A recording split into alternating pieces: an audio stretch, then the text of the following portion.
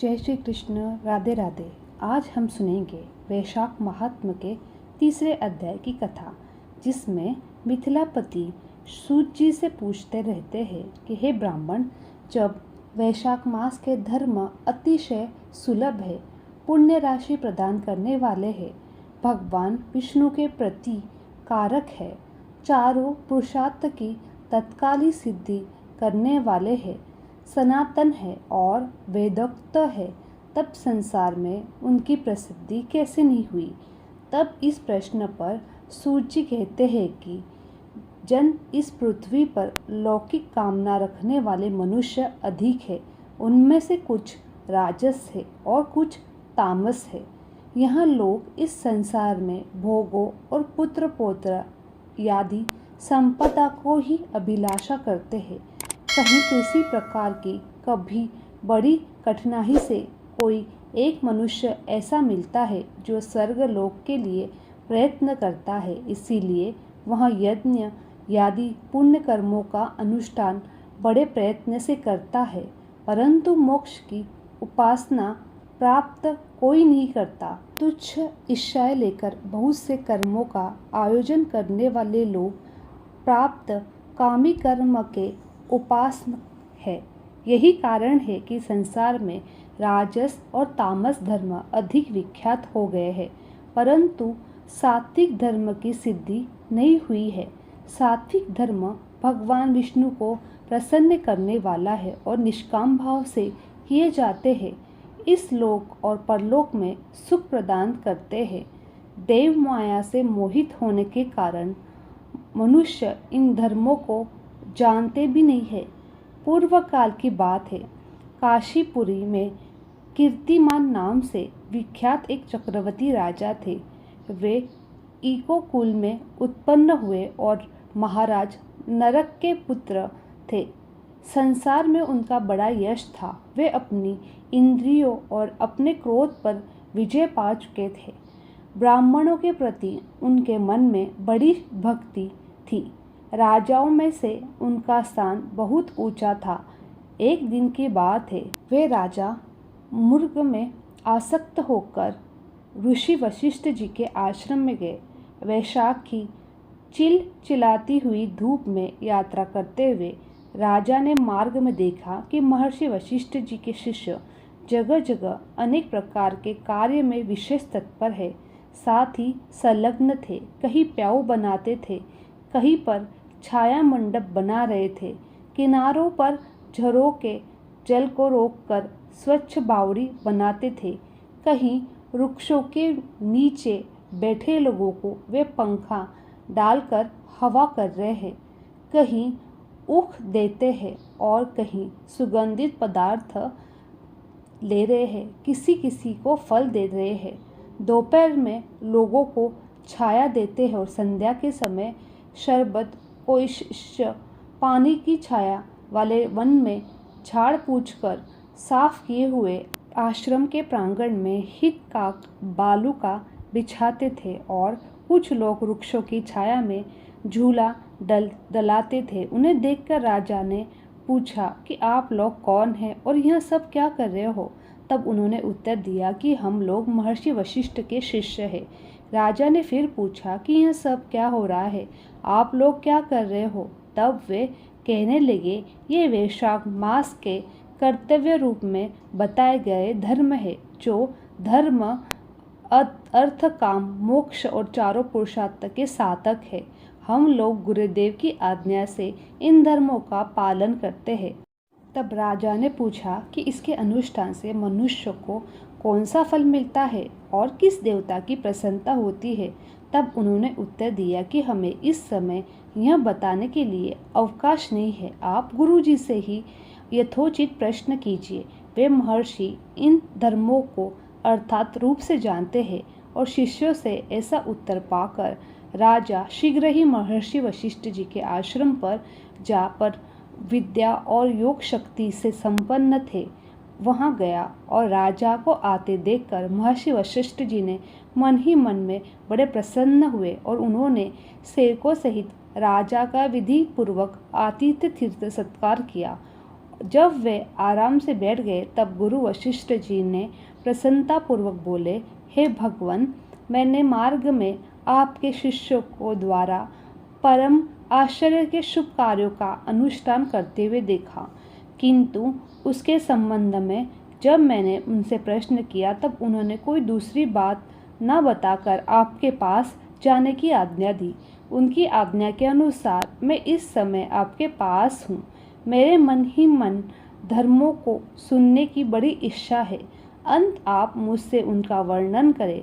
तब महायशस्वी वशिष्ठ जी ने प्रसन्नतापूर्वक कहा, राजन, तुम्हारी बुद्धि को उत्तम शिक्षा मिली है। अंत उसने यह उत्तम निश्चय किया है, भगवान विष्णु की कथा के श्रवण और भगवत कर्मों के अनुष्ठान में जो तुम्हारी बुद्धि प्रवृत्त हुई है, यह तुम्हारे किसी पुण्य का ही फल है, जिसने वैशाख में बताए हुए महाधर्मों के द्वारा भगवान श्री हरि की आराधना की है। उसके उन धर्मों से ही भगवान बहुत ही संतुष्ट होते हैं और उसे मनोवांछित वस्तु प्रदान करते हैं। संपूर्ण जगत के स्वामी भगवान लक्ष्मीपति समस्त पाप राशि का विनाश करने वाले हैं। वे सूक्ष्म धर्मों से प्रसन्न होते हैं। केवल परिश्रम और धन से ही नहीं, भगवान विष्णु की भक्ति से पूजित होने पर अभिष्ट वस्तु प्रदान करते हैं। इसीलिए सदा भगवान विष्णु की भक्ति करनी चाहिए। हे राजन, जगदीश्वर श्री हरि तो जल से भी पूजित होते हैं, पर अशेष क्लेश का नाश करते हैं और शीघ्र ही प्रसन्न हो जाते हैं। वैशाख मास में बताए हुए यह धर्म थोड़े से परिश्रम के द्वारा साध्य होने पर श्री भगवान विष्णु के लिए अत्यंत प्रीतिकारक है।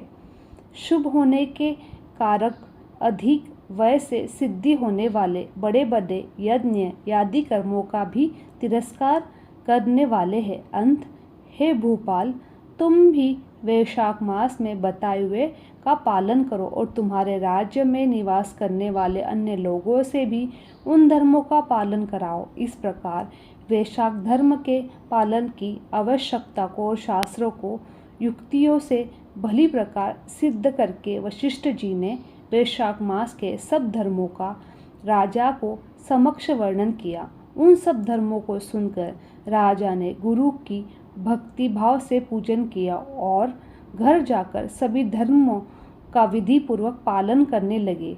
देवादिदेव भगवान विष्णु में भक्ति रखते हुए राजा कीर्तिमान देवेश्वर पद्म नाम के अतिरिक्त किसी और देवता की पूजा नहीं करते थे।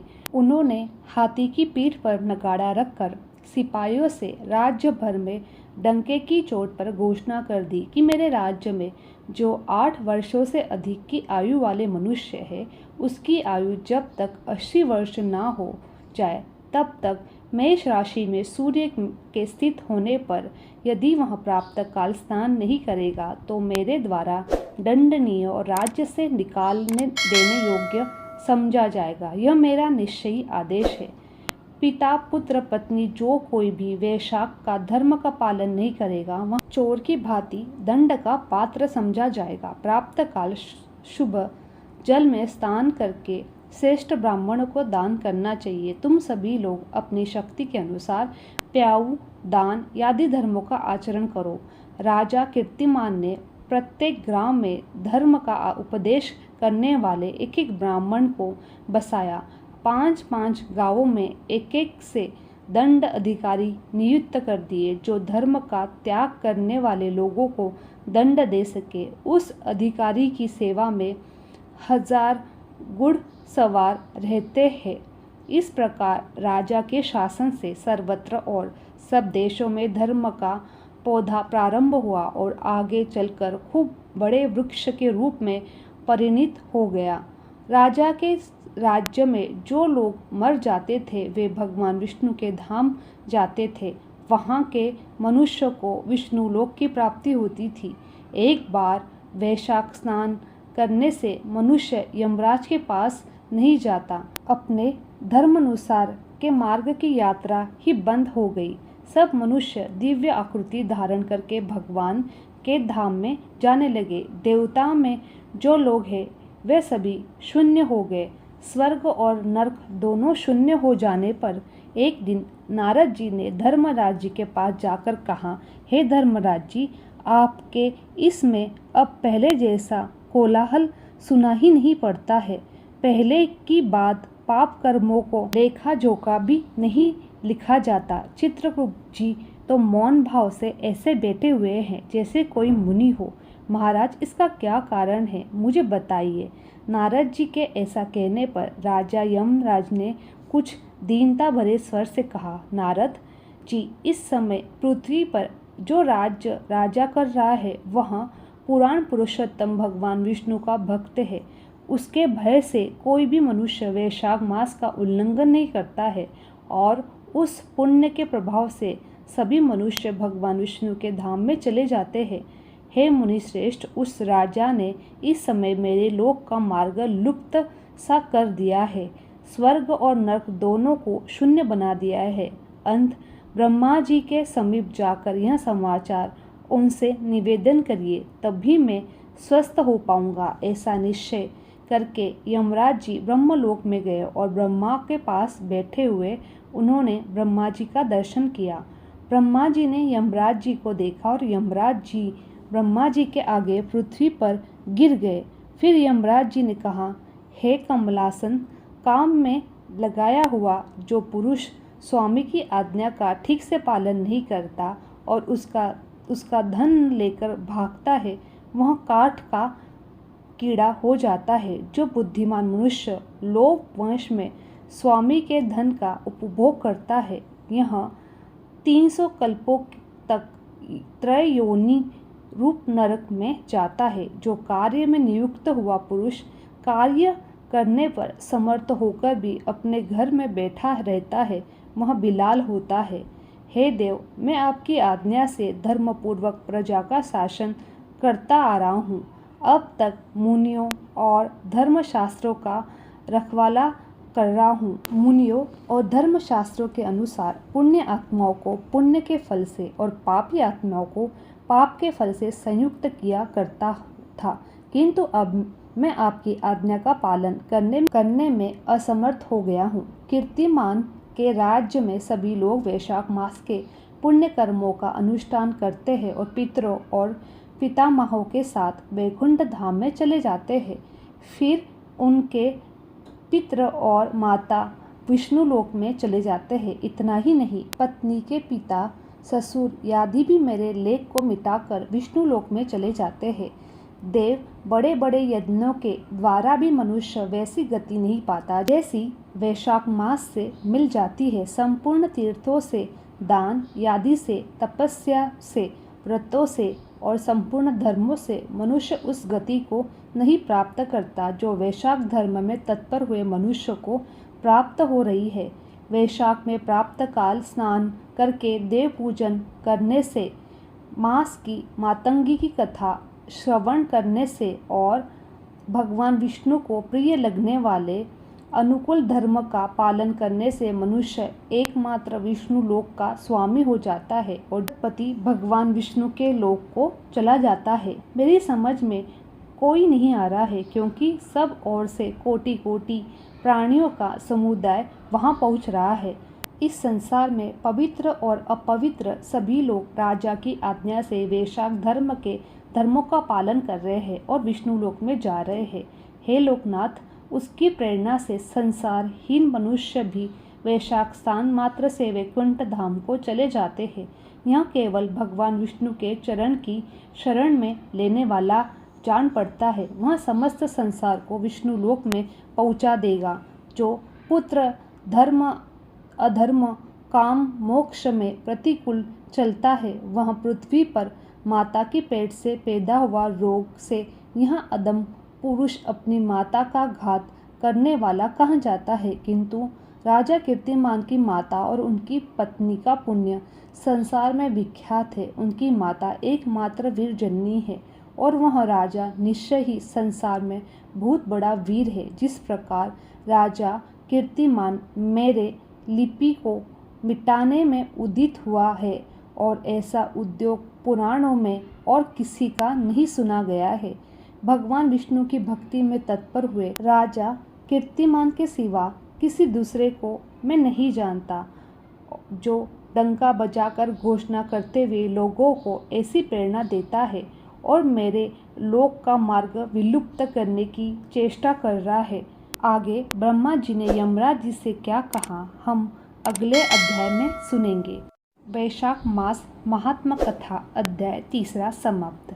बोलो जय श्री हरि।